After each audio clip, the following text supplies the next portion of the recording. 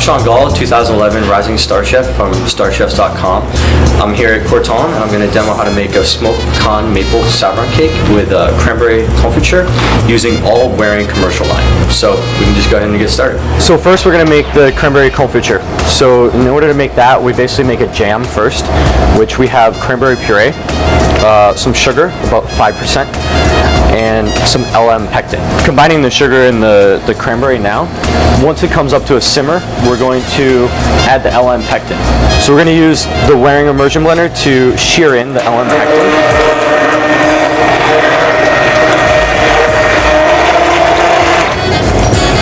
So I have a shallow pan with an ice bath.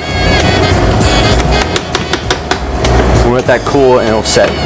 So here I have pecans, and basically you just add it right to the food processor.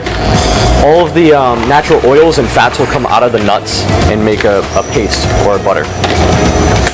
I have some maple sugar and a little bit of salt, which will help cream it. We're gonna blend it for probably about like 2 minutes.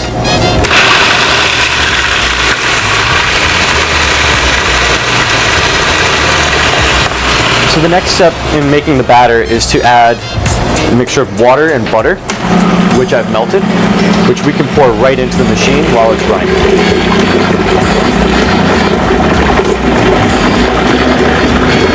The next step in finishing the batter is to move this wet mixture into the Waring 7-quart stand mixer, which we are going to have the dry ingredients in, which are flour, sugar, some maple sugar, salt, and baking powder.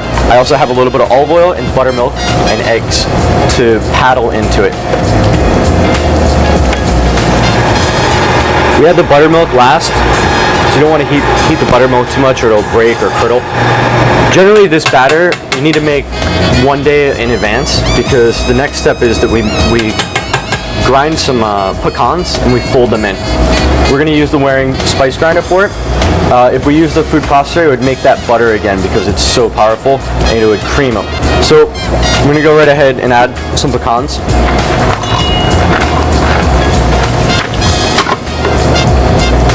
And all you have to do is pretty much just...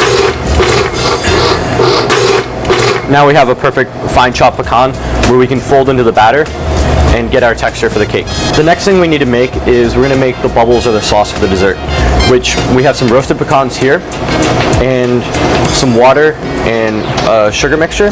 We're going to pulse it with the big stick from Waring, which has a variable speed and a 1 horsepower motor. So it's pretty strong, and we can blend this, and we're going to need to let this sit also overnight.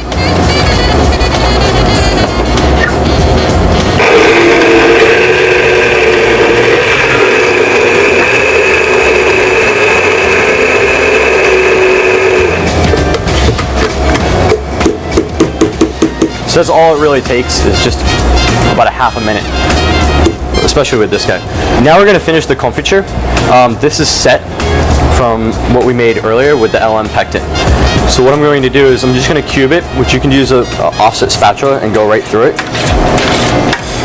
It's a pretty soft set, but that's good because we just want it to be like a jam to fill the cake.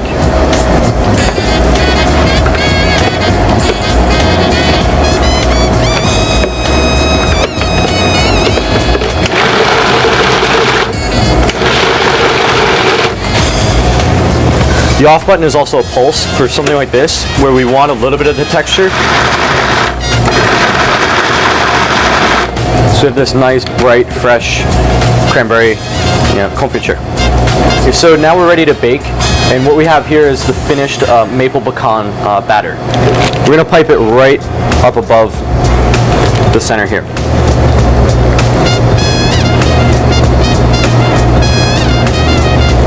This will rise a little bit, so you don't want to go all the way up. So now we're going to walk over and we're going to utilize the Waring convection oven. So I have it set for 375.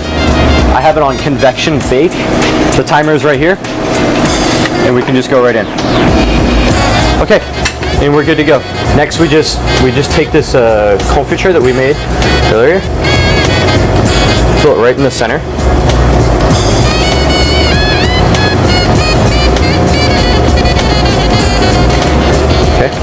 we go back to the pecan milk that we made. I added a touch of lecithin, and we're just going to do a little bit of a sauce around. So if you use the hand blender that we used earlier, and you put it on low, you can aerate certain things like this and make a really light, frothy broth. So here we have it. We have a smoked pecan maple sabran with a cranberry confiture and maple pecan bubbles.